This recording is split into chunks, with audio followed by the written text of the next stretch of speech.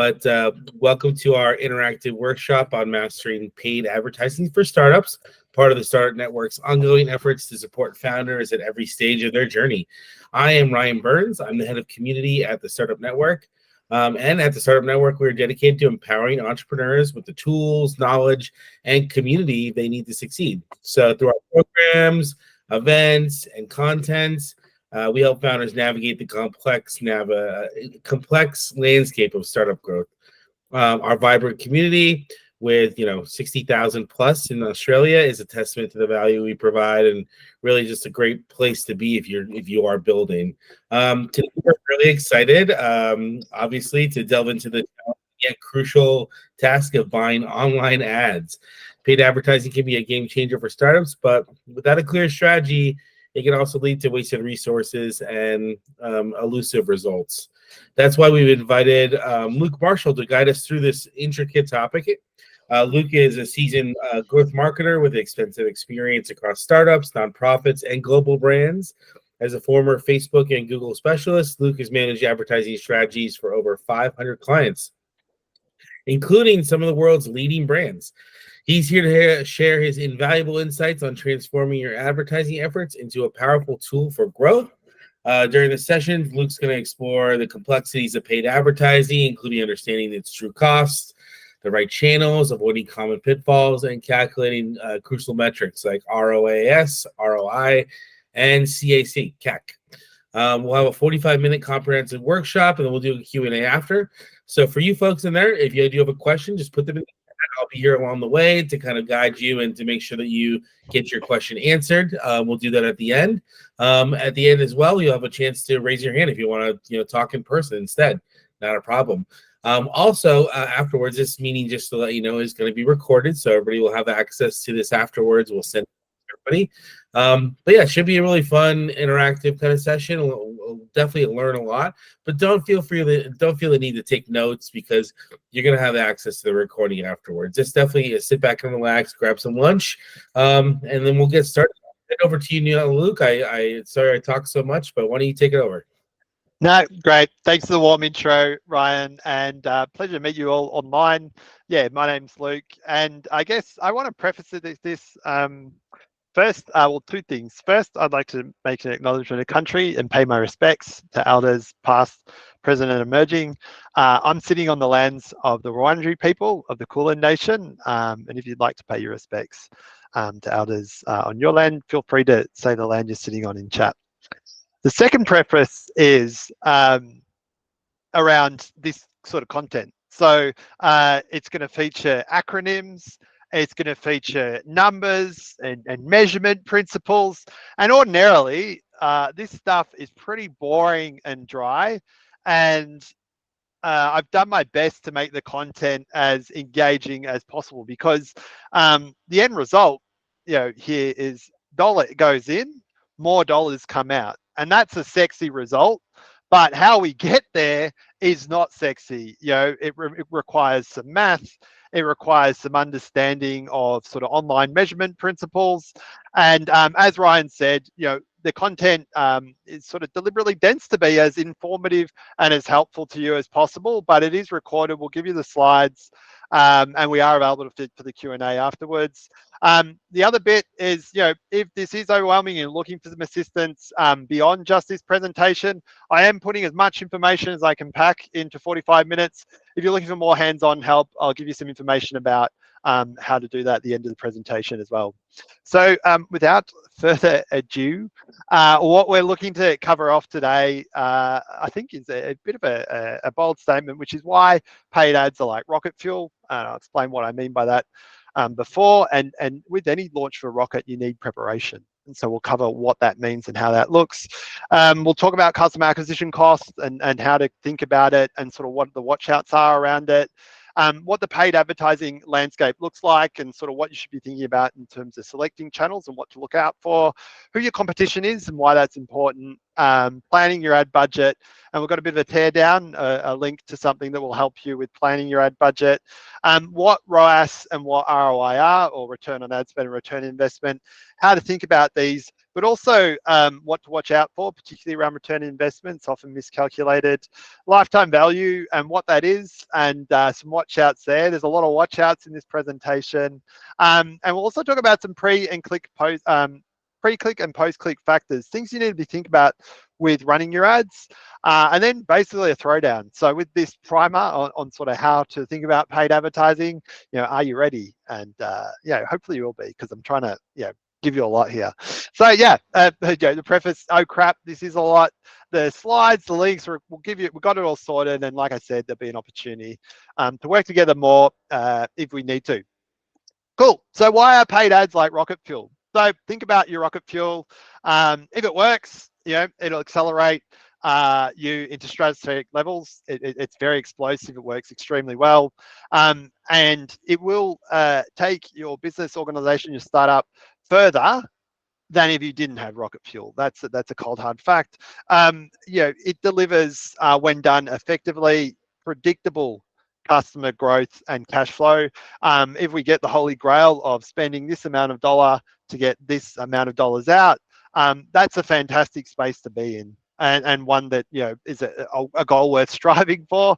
But if it doesn't work spectacularly.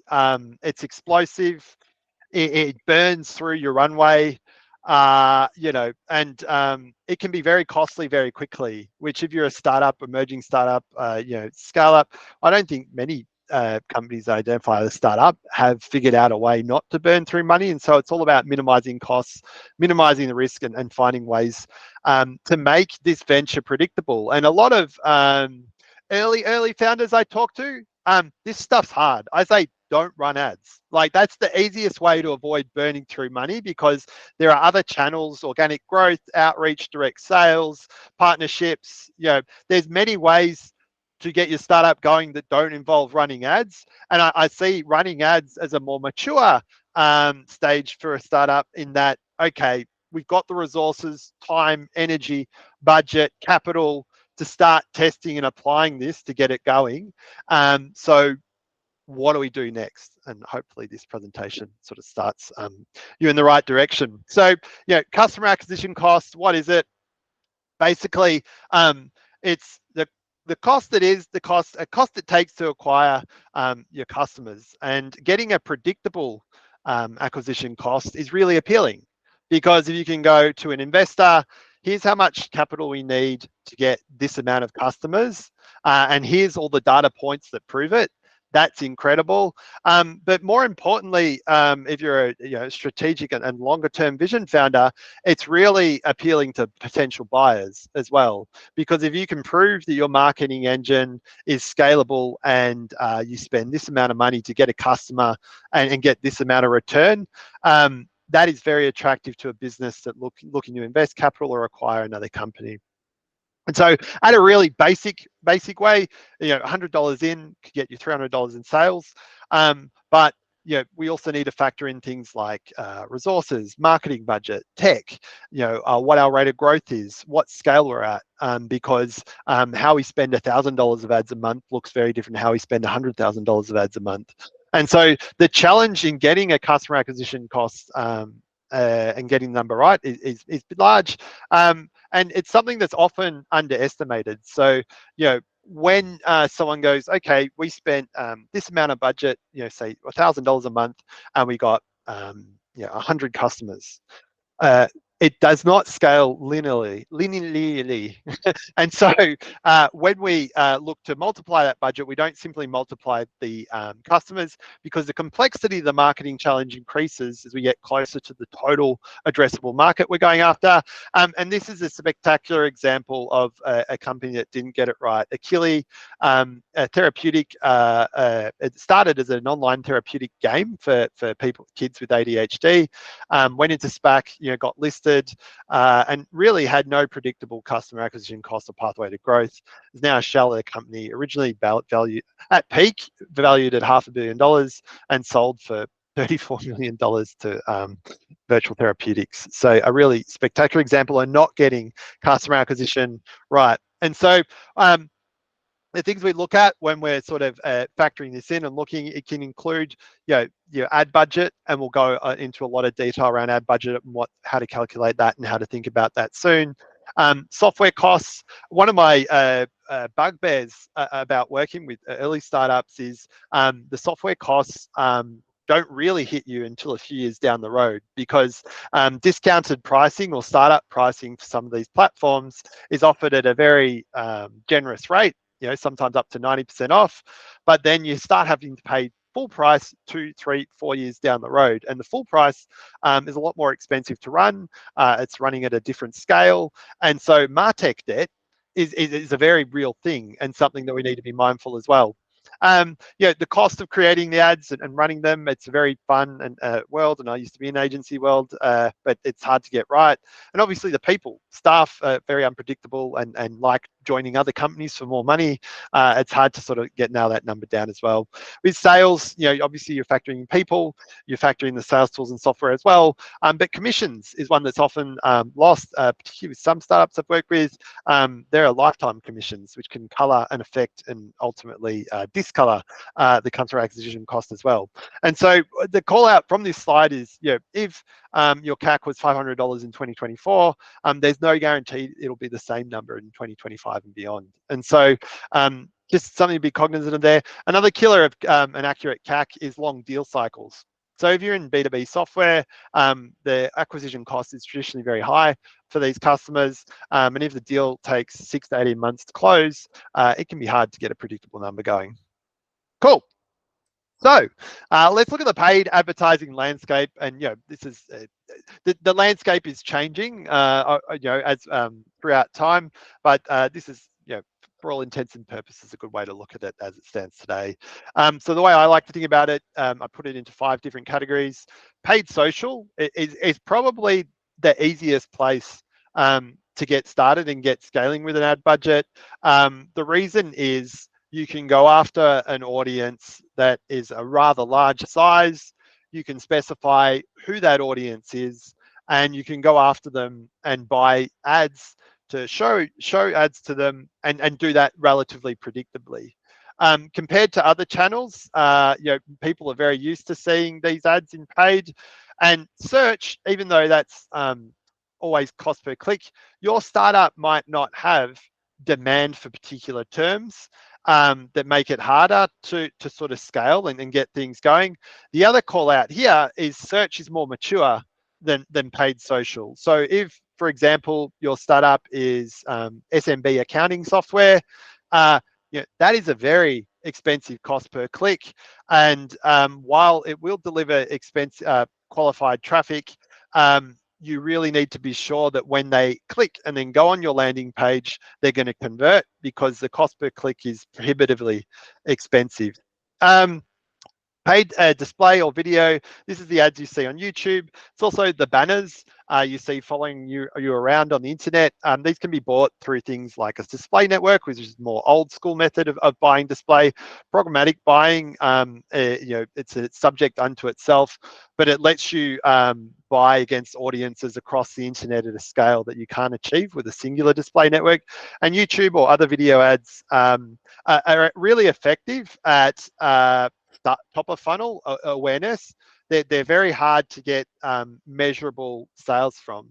And so what you can do with video is perhaps show video within a paid advertising campaign and then retarget people who have watched the video to a certain length or engage with the ad in another way. There's 2 other channels I want to talk about within this landscape that can be really effective. Paid sponsorships, while it's hard to hit that at super level scale, is really effective at niche. And so by this, I mean, it can be an appearance in a newsletter like the Startup Networks or others. Thanks, Vicky, for the nod. It can be a podcast. If you listen to things like, and sorry if you do, Tim Ferriss podcast. I used to love him. I just can't stand how much he talks about himself. But he'll often do a deal with a company and with the page /Tim. And so it's a specific offer that can be fed through a podcast. And influencers, renowned for being hard to work with at the upper levels. My guidance here, if you're starting out, engage with influencers that are early on. in their journey or influence the journey, because they will go out of their way to deliver value for you as a business or a company, compared to someone who's used to being courted all the time. So the goal of sort of showcasing these channels on a page isn't to say one is better than the other. It's to say, some of these are going to be more effective for your startup than others. And so when you're thinking, am I ready for paid advertising? We need to think about this holistically and understand how to measure what is going on within these channels, and then understand which ones work well for your startup. Because if you run, say, a consumer widget that costs $8 to make and sells for, say, $30, Facebook and paid social, that's your bread and butter. It's easy to demonstrate how the product works. You can run these ads and get things predictable, hopefully within a short amount of time if the offer is great and the product is great.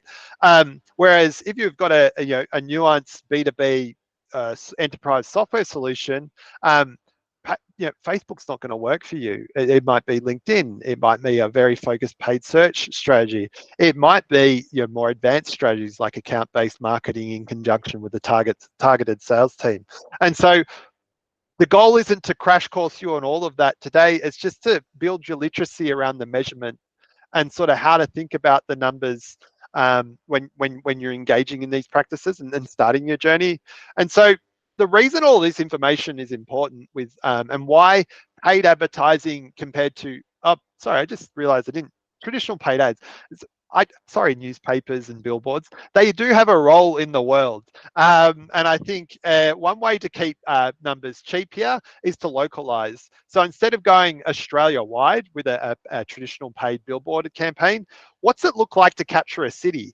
If you know that your audience is there, are there newspapers or radio spots you can run locally to get impact and measure impact and get curious? It's very hard to get results from digital paid, but it does exist. Cool. So what you're competing against and why this is important. This is my biggest bugbear with the tech platforms and sort of advertising and how they target new businesses. It is extremely easy to get started. Hands up or nods or pop in chat if you've tried some ad budget already. It is so easy to grab your credit card. Thanks, Penelope. Thanks, Vicky. To set up and run a campaign. That part, this session isn't about that part because it literally walks you through step by step. The challenge though is getting the next few steps and getting a result from that. And so the reasons why it's so challenging is you're entering a competitive marketplace. And so by this, all the ads that you're buying, they're in an auction-based environment. And what this means is if you're willing to pay $1 for a click, thank you, Tom. If you're willing to pay $1 to show your ad to a certain audience member, there might be someone else in that competitive marketplace that's willing to pay $1.05. And so they'll win that bid and bet on that space. And then it ratchets up. And in the most competitive segments, this could be $15, $20 a click if it's some of the more mature fintech categories. And this inflates the cost of the impression. And so it makes it very challenging, particularly in more mature segments, to get a return if you're paying, say, the $20 a click. Now, it gets even harder because you're not competing with other startups that are new to this fandangled paid advertising business. You're actually competing with the best advertisers in the world, with the biggest budgets in the world, and teams of specialists that are either in-house within these brands or specialist agencies that run paid ad campaigns day in, day out and know what works and what doesn't. So you're competing against decades of IP just by entering the ring. And then what this does is it inflates, obviously, your cost per impression and cost per click. But what you need to guarantee is that if you are going to spend this amount of money to go after this audience, then you need to make sure that you're going to get a return for the people visiting your page, transacting, ensuring that there's a result afterwards for you that is predictable. And so an example of this specialist IP that exists, if you're a new advertiser, a very common trap is I only want to pay for people clicking on my ad, which, that sounds very reasonable. That's what I'd want to do if I was new to this game as well. The challenge though, with buying an ad where you only pay for people who click is you're competing with everyone else who has said, I only want to pay for people who click. And so this narrows the pool of people going after people who click. And what it effectively does by buying in this way is it increases your effective cost per click than if you went and targeted the whole audience. And so it's a bit of a nuanced point, but this is the benefit you get from running ads for a very long time. You can see what works and you build IP over time. Great comment from Mark there. Ads are so good at spending money quickly. Our YouTube ads, banner and landing page are also important. Absolutely. We're going to get to why they're important in a sec, Mark. They're super important. So this is the number one reason a startup's advertising doesn't work. And those people who put up their hands, can you just give me a thumbs up, thumbs down if it worked or didn't work, or pop it in the chat? It sort of worked. Yeah, sort of worked. It's probably a good outcome. Did work, Mark. Yep, that's the one that you did the comment for. Great. And so, what I'm sharing on this slide is the number one reason why they didn't work, or sometimes even sort of worked. So you need a minimum spend. And so if you don't have a minimum spend and haven't calculated that to the right number, and you're somewhere between zero spend and not the minimum spend required, you will never, ever get results. It'll always be sorta or not work because there's a minimum customer acquisition cost, price of entry for running ads on these sites. And it's very hard to beat that cost. It's just what the marketplace says. This is how much it costs to capture this target audience's attention. And this is how much, when you reverse backwards and reverse engineer it, this is how much it costs to acquire them. And that number is immutable. And so if you don't know your minimum spend, you're never going to get results. And so determining what that minimum amount is for spend is it's obviously something you want to do. And fortunately, on the next slide, I'm going to give you a guide on sort of how to calculate your minimum budget. And so there's a few metrics on this slide, and I actually want to spend a bit of time on it. And there's some jargon here. So you know how I warned you at the start of the presentation about acronyms and jargon and measurement? Yeah, this is where the magic happens. So the first one I want to get out of the way is CPM. I might have mentioned it in the presentation already. CPM, if you're a nerd, stands for cost per mille. I have no idea why we refer to the Latin version of it, but essentially what it means is cost per 1,000 impressions. And this is like the marketplace rate for what it costs to reach a certain person. A CPM on, say, Facebook could be anywhere from $10 to $50, depending on who you're targeting. And then a CPM on TikTok could be $5 to $15. These vary based on the time of the year, who you're targeting, what the market's doing. And but it's a very good number to understand because it allows you to plan your budgets accordingly. CTR, often over-focused on, I would say, but this stands for click-through rate. And so this is how engaging your ads are and how many people have clicked through to an ad. Conversion rate, this is how many people, and to what Mark said earlier, land on your landing page and then do what you want them to do. So if 10 people landed on your page and 3 of them booked an appointment, that's a 30% conversion rate. Another important metric that's not relevant for all of you, but definitely some of you, is the close rate.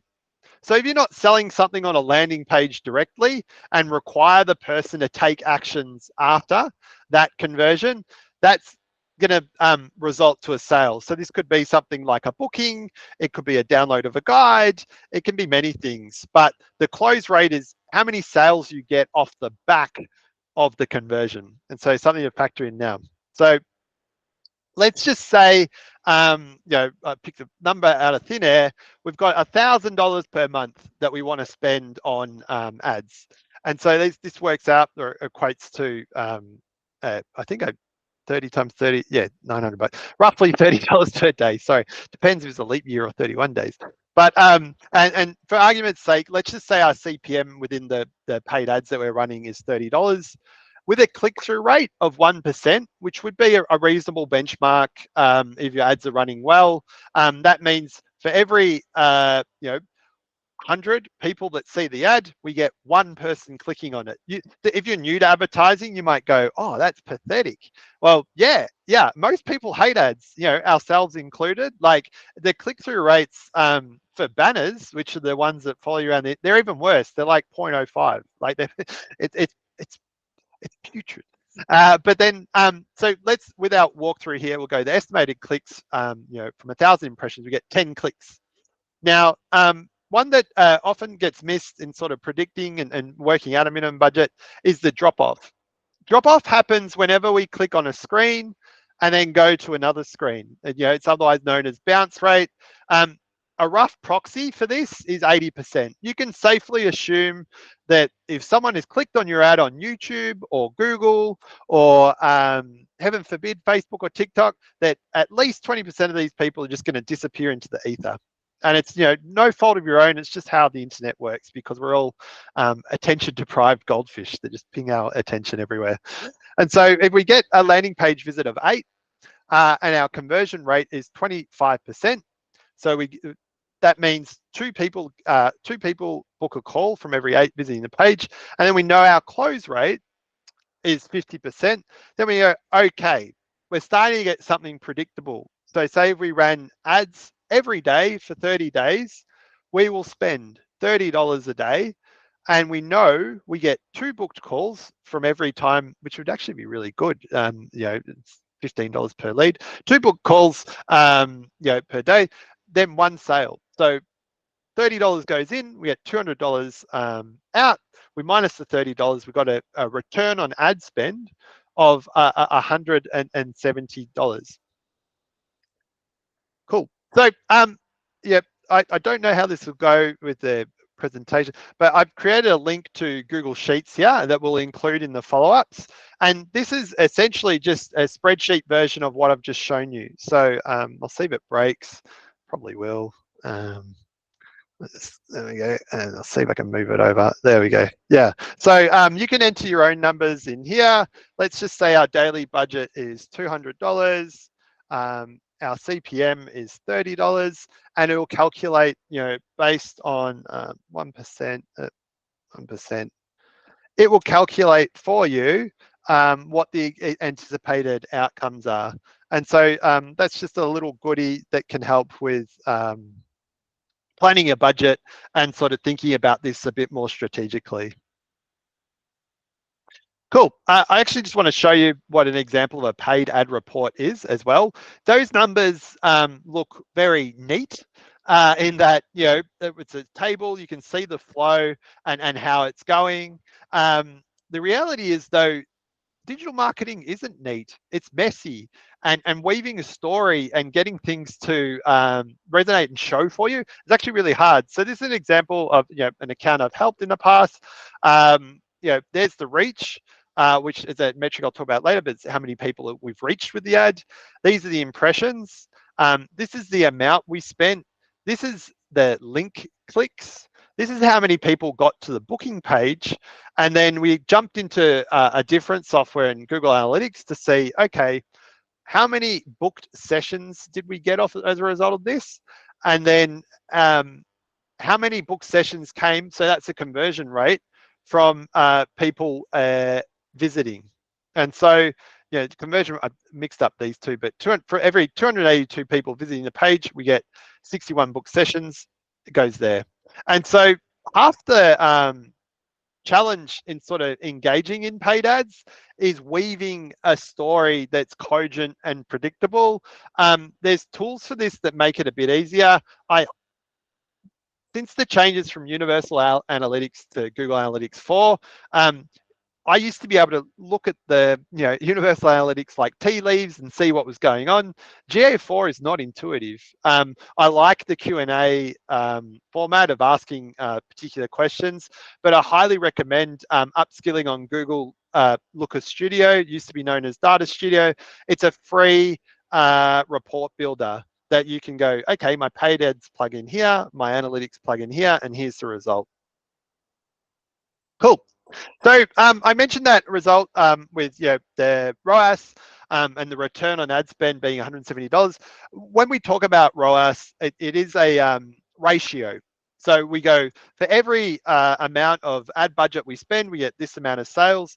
And so in this example, the amount of sales we got was $200 and the ad spend was $30. So our ROAS is 6.6, repeating, 6.6.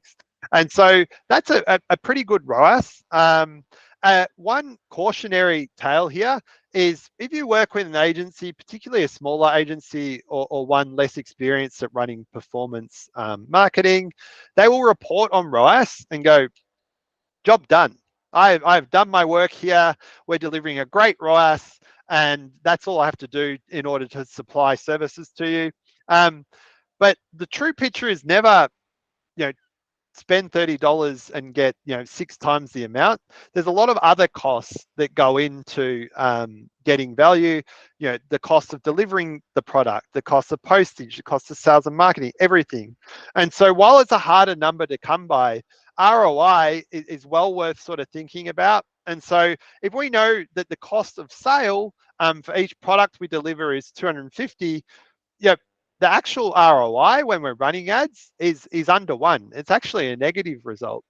And so this might send chills down your spine. Why would I spend money to get a negative result? Well, that's a good question. And this is kind of how paid ads works. A lot of companies will happily pay to get a 0.8 ROI because of a thing called lifetime value. And so lifetime value is how much money you can make from a customer after you've acquired them. And so with the example I showed just before, we're going to pay $50 to acquire this customer. The reason we're happy to do that is because over a 12-month time period, we've got their details. We can upsell them, we can cross-sell them. We know that they'll predictably buy another $950 worth of product from us. And so over 12 months, each customer you acquire actually becomes a customer that's worth $1,000. Now, anyone would spend $50 if they could guarantee they're going to make $1,000 with them over the next 12 months. A few caveats, and you'll notice there's caveats for everything in it's sort of this world. It is navigating quite a lot of complexity. Is lifetime value is a great number to be thinking about, and it sort of makes the use of paid ads worthwhile. One really, it might be obvious to some of you, not obvious to others, is that the lifetime value you get from a customer who was referred to you is 9 times out of 10 far more valuable than a customer that came to you via paid ads. And so another layer or texture we need to add to this picture is that we need to pay attention to the channels we acquired customers in, because the quality of a customer or lifetime value of a customer acquired via ads is almost always lower than a customer we acquire via any means. And the reasons for this are beyond the scope of this presentation. I think there's something to do with persuasion, brand affinity. It's very hard to win someone over to your brand if they've just clicked on an ad and started buying from you. Whereas if someone's referred to you, they've had time to warm to the brand, there's an emotional connection, you can see why the lifetime value would be higher. Cool. No, it just makes it a bit bigger. There we go. So I've thrown metrics and sort of numbers and terminology at you. And there's a lot more numbers than the ones on this slide. If you're going to focus on just a few key metrics, these are the ones I would look at in sort of running your paid ads and what to think about. Reach. So how many people have seen the ad? You definitely want to focus on that. And the reason why you focus on reach is because if you have a small total addressable marketplace, say you're only going after startup founders that lived in Melbourne, that's a narrow total addressable market. You can only reach so many of them because there are only so many of them in Melbourne. Impressions is how many times people see the ad. This is also important because of the law of shitty clicks. And so the law of shitty clicks is a term pioneered by VC guy Andrew Chen. Basically, a banner ad will get a shittier click-through rate over time. That is a hard and fast rule. It never gets better. It atrophies. And so you need to be aware of how often you show an ad because its effectiveness will wear out over time. Now, there's marketing science that shows TV ads, not the same case, but for online banner ads, for whatever reason, your best results will be in the first week. And then over time, that click-through rate will decay. And so you need to be mindful of this and constantly refreshing your ads in creative as we're going. I helped out a founder in Sydney called RoboFit, and they said our ads are actually best performing channel for our physiotherapy with robots. We love them, but we just can't get the results we need predictably. I said, well, what ads are you running? The same ones we started launching 6 months ago. I said, well, there's your problem. We refreshed the ads and the cost per lead decreased by 70% because you just know what to look for with creative wear out and what happens. Clicks. So how many clicks are on the ad? Yeah, obvious one. But link clicks is the magic metric you want to go to. Some platforms will report on clicks and link clicks. Clicks, as a rule, are shitty. It captures engagement, who likes an ad, who comments on an ad. None of that stuff sells widgets. Like they're vanity metrics, and they're not worth focusing on. Link clicks, on the other hand, obviously are. Landing page visits. This is how many people visit the page after clicking. Your conversions. Google's renamed event conversions to key events now. So these are triggers or trigger moments that happen on the page. Usually a booking, a sale, a download, and then sales if it isn't the conversion itself. Cool. So here's some common measurement pitfalls. And I've lost count of the amount of times I've worked with a founder. They've said, great, we're getting 100 customers from $1,000 a spend. Let's 10x it. And it's like, oh my God, that's the dumbest thing you can possibly do. One campaign does not equal a repeatable campaign that, it's not that linear, unfortunately. So, because a campaign ran in July and delivered X result, it doesn't mean it's going to deliver the same result in August. What you're looking to do is build your literacy and pattern recognition over time. You're not looking to accelerate quickly. If you are, scaling, and I'll talk to scaling just briefly for a moment, a good rule of thumb here is don't increase your budget by any more than 30% month on month. I think, there's many reasons why you want to stimulate that growth, and you want to ensure that, okay, this is predictably delivering the results we want 6 months in a row. That might be a case for significantly increasing the ad budget, but don't dramatically change it month to month. It just doesn't work that way. The more complexity you introduce with speed, the more prone it is to failure. Benchmarks are good. So the benchmarks are a good way to get started and a quick, hack for building literacy in this space. But as soon as you can, move to your own numbers. So I don't care if the average click-through rate is 0.5% for this industry or niche. Learn what your average click-through rate is and optimize and compete against yourself. Benchmarks are a way to get started, but beyond that, they're not that useful. What you're looking to do is understand the numbers and metrics unique and specific to your business over time, not what some article or guru has told you from a HubSpot article, 2 years down the road. Another thing that is a common mistake is getting dazzled by percentages.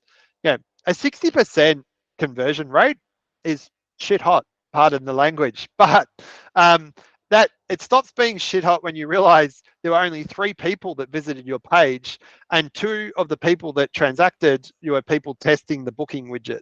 And so it's very easy. I wonder if I can just quickly get dazzled by the numbers here. But we always want to sense check them and make sure that, you know, that the conversion rate makes sense as a human. So if 100 people went, that makes sense. If it's only 2 or 3, the percentages aren't worth it. Cool. That's some pre-click factors. So things to think about with your ads pre-click. So before someone clicks, who the ad is coming from. Are you a recognized brand? What buying method are you using? So you're buying cost per click, cost per CPM. Who are you targeting? Is it a broad audience like females 25 to 54, or is it people who have been near a KFC in the last week? That might be a similar number, but you know what I mean. How it performs over time. The ad copy is super important. Obviously outside the scope of today, but generally you want to think about the persuasiveness, whether someone is aware of the problem you're trying to solve, and there's a whole science behind that as well. The landing page and call to action where you're sending them, what the button copy is, and the visual creative. It's quite common to test static ads or singular photos versus video versus carousel. Cool. I don't know how many people of you know this. As you know, I've thrown in a lot of bonuses in this deck. Here's a way you can do your homework. So Facebook, LinkedIn, and Google now all have things called ad libraries or transparency centers. And so you can go to a Facebook ad library and see what your competitors are doing and whether they're advertising today on Facebook, Google, or LinkedIn. The way you do it is different for each one, but you can search these things. And so, for example, emergency plumbing experts, where are they running their ads? And so, this is what their ads look like on Google. This is what they do. Not really an interesting use case, but with the Google Ad Library in particular, you can also see if someone's running with an agency. And so there's some pretty good intel you can pick up there. With Facebook Ad Library, you could go to a competitor and then see where it's clicking through to for a landing page. And so it's a pretty quick way to do some desktop research on what they're doing, if anything. In startup land, you'd be surprised by how much or how little advertisers are using. The most common pattern I see, and probably one of the reasons why we wanted to run this session, is a startup starts. And so they might have used ads in the last 12 months. They sent them to their website or did something else horrific and it didn't work. And then, they stopped using ads. And so, this is a channel that can be solved. You just need the right expertise and measurement and protocols in place to make sure it works. Some post-click factors, and if you were to focus on one versus the other, I'd actually argue don't obsess over the quality of ads. If you're getting a base number of clicks to your landing page, this is where the magic happens, because you can control many more elements on a landing page than you can in a paid advertising environment. And so post-click factors, is this an offer that resonates with the visitor? Is the headline effective? Does it explain the benefits clearly? Does the ad match the landing page? That is a really effective one for getting congruency and improving your conversion rate. Is the call to action being clicked on and converting? Do I want to try Spotify for $1 a month? This one's even more important. What follow-up triggers are there? So the worst thing you can do when you're starting this sort of stuff is pay for someone to convert and then not talk to them. Email them or contact them a week later, they'll have forgotten. And so what triggers or automations do you have in place or processes to get in touch with this person and move it forward as soon as you can? Landing pages, huge area. One resource that I've borrowed from liberally over time is Demand Curve. They've got an entire playbook on what goes into making a landing page, what you need to focus on above the fold, sequences and structures, how to test things, how to A/B test. And so very helpful resource if you want a crash course on landing pages. I'm just doing a time check. So I'm going to leave you with a question before opening up to questions. Are you ready for paid advertising? I gave you a crash course there. If you want a little bit of extra confidence, I've got an offer exclusive to the Startup Network, Building a Performance Marketing Engine. We're going to run intensive 4 2-hour training blocks with some pre-work to do first and some post-work and follow-up to ensure you get what you need in terms of scaling a performance marketing engine. Anyone who's going on this journey and wants an extra set of expertise, we've got an offer exclusive for TSM participants of $1,600, and we'll get more information to you with the follow-up. Cool. That was a crash course on Are You Ready for Paid Advertising? quite happy to open it up to questions now. I've seen there were some comments in chat. I'm here to serve. I want to be useful. I want to give you the information you need. So feel free to chime in. That was great, Luke. Yeah, thank you so much. I didn't see any questions. There's a lot of comments, but not too many questions in there. Does anybody have any question you want to raise? Oh, Mark, yeah, go ahead. Oh yeah, thank you so much. I love the acronym spaghetti. You did great. Sorry, there's a coffee machine in the background, so it's we're just between you and the coffee. What I'd really love to know is, Luke, thank you so much for sharing information. Really, as you said, you made something that's pretty, not too sexy. 3-letter acronyms, pretty sexy. So thank you for that. I have a question relating. We've done some YouTube ads, and I'd love your insights on. Obviously, there's a banner in the YouTube ad. Then the banner basically opens into a video, or straight into a landing page. Do you have any insights in regards to, like, do you shorten that process? Is a video sales letter or a video sales display at that point the best way, or go straight into a banner? Do you have any insights onto that? Yeah, I'd say video adds another layer of complexity, because you're not just relying on the view and then the click, you're also relying on view through and the other mechanics that YouTube enables. I think with anything that adds more complexity, the rule of thumb here is reduce the amount of steps you can at wherever you can. And so an example of if someone can submit an email within the ad, for example, that sort of as described, and go straight to video sales letter, that's the approach. A 2-step process is better than a 4-step process. The only reason I'd change that is if it's a long, convoluted sell. So in the world of B2B marketing, there's a thing called demand generation, where the person doesn't know that they even have a problem until there's been 4, 5, 8, 15 different touch points that help illuminate that problem, and then they start asking for the sale and engaging in the sales process. And so I guess the short answer is it depends, but I think a good rule of thumb is shortening the process wherever you can, and then letting the results speak for themselves. So with these video ads, are they delivering sales? Yes or no? If no, what can we change to try and get sales delivered? If yes, what can we optimize to get more of it? Because what we're finding is always do 2, right? Like always do 2. Like if you do 1, you don't know if it's working or not. You don't know what to compare it to. So, and what we were finding was, what I was trying to do is think about whether we should do 2 and actually split and stop 1 and do 1 straight to email, like straight to subscription, or the other one straight to a landing page to see, and then change the headlines from there. But I'm trying to work out whether to, as you say, to shorten it. Yeah, if when you're getting started, absolutely. Path of least resistance. If you're starting to experiment and scale, then running 2 versions, split testing would make sense. And with that example, it would be, which one's going to get the better outcome, because then we want to do more of that in months to come. So yeah. Good call out. Cool. Thank you, Mark. I have a question about the offer. Yes. So it's the coaching and training. Does it also include content, like ideas for how to create the content, or is it purely around the advertising of? Good. Yeah, good question. So no, measurement's only one part of building a performance marketing engine. So what tech stack do you pick? What creative do you run?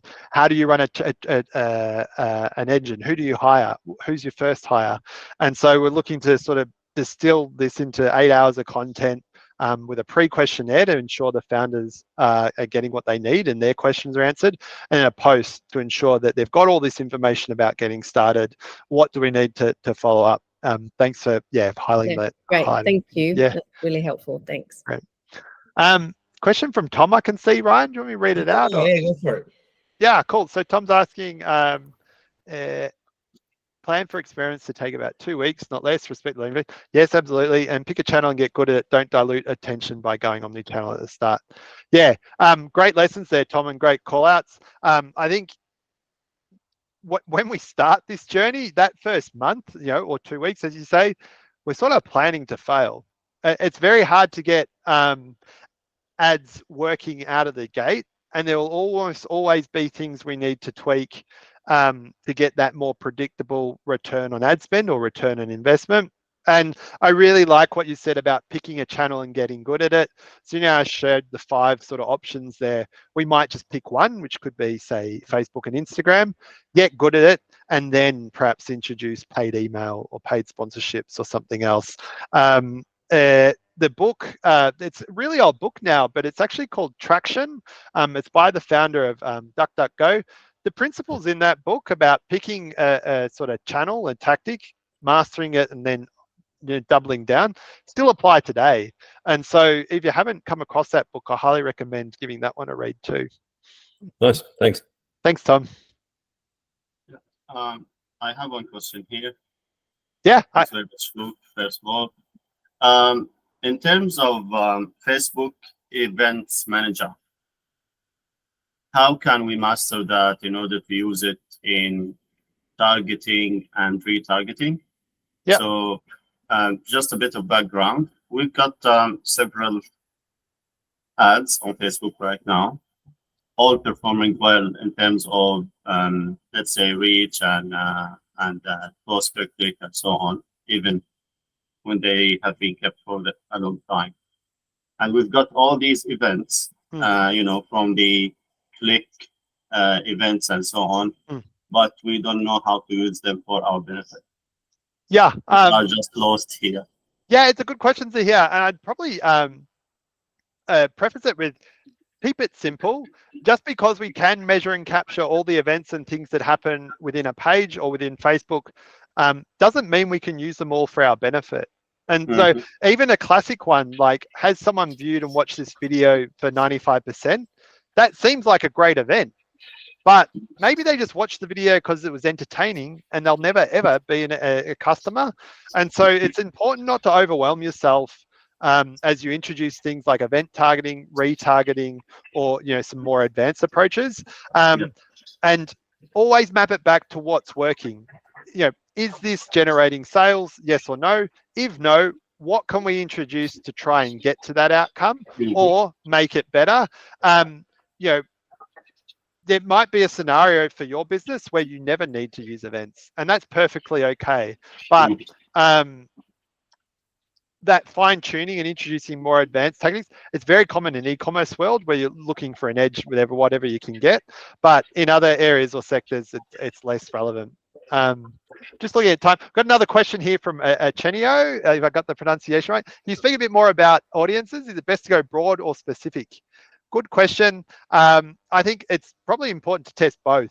So the challenge with specific is the CPM, which is that sort of marketplace, right? It goes up very quickly. So if you're going after a specific audience, your CPM might be 3, 4, 5 times the price of what a broad match audience could be. And so you then need to bank on, okay, if it's costing us $50 to show this ad 1,000 times, are we getting a return? Or can we show this ad to a similar amount of with $10 per 1,000 impressions and get a worse return, but it's cheaper? And so building your literacy and sort of what works versus another, that's going to be super helpful. And then to follow up on that question as well, is it best to target specific audiences and measure response across audiences?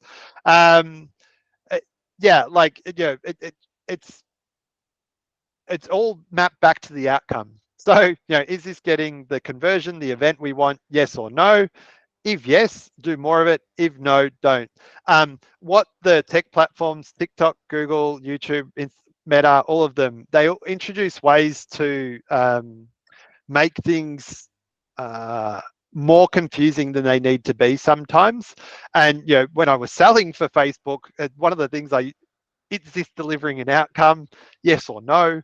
Because if no, we won't worry about it. How does that sound? And clients would hate it, but it's actually what would be the most impactful use of the platform.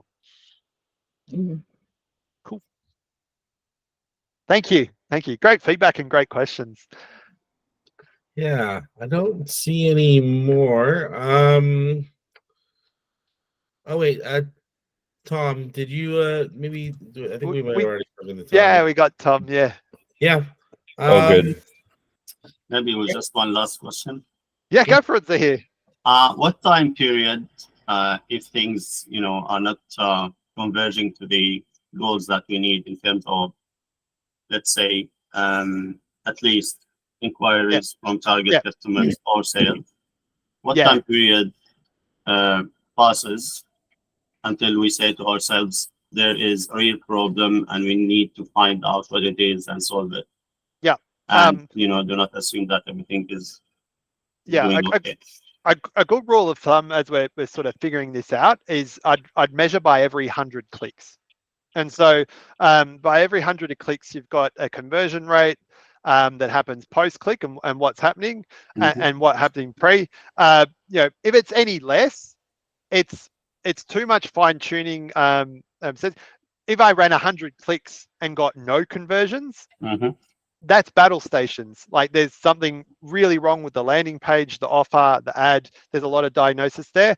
But if we're getting, say 20 conversions, and we've got 20 conversions predictably over the last 3 months, it might be, is there anything we can do to just get 25? And it might be changing the language on our landing page or increasing the speed with which we can respond to someone.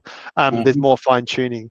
And so, it's not an exact science and it depends on the size of your product and how much it sells for. But that's sort of how I would think about it. It's got to be a certain scale, like a minimum scale for it to be worth looking into.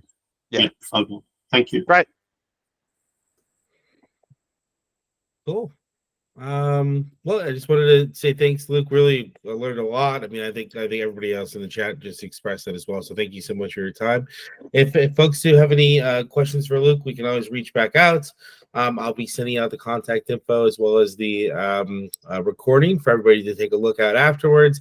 We'll have some more events next week. We have a couple of designing your app sessions that are, if you're looking to design an app, that's the best way to start to come to our webinar on Monday. But again, I just want to say thank you to Mr. Luke Marshall. What a fantastic event, and thanks so much for everybody attending. Hopefully you have a nice day today. Thank you very much, guys. Bye-bye. Thanks, everyone. And Thanks so much, guys. Thank you very much. See ya.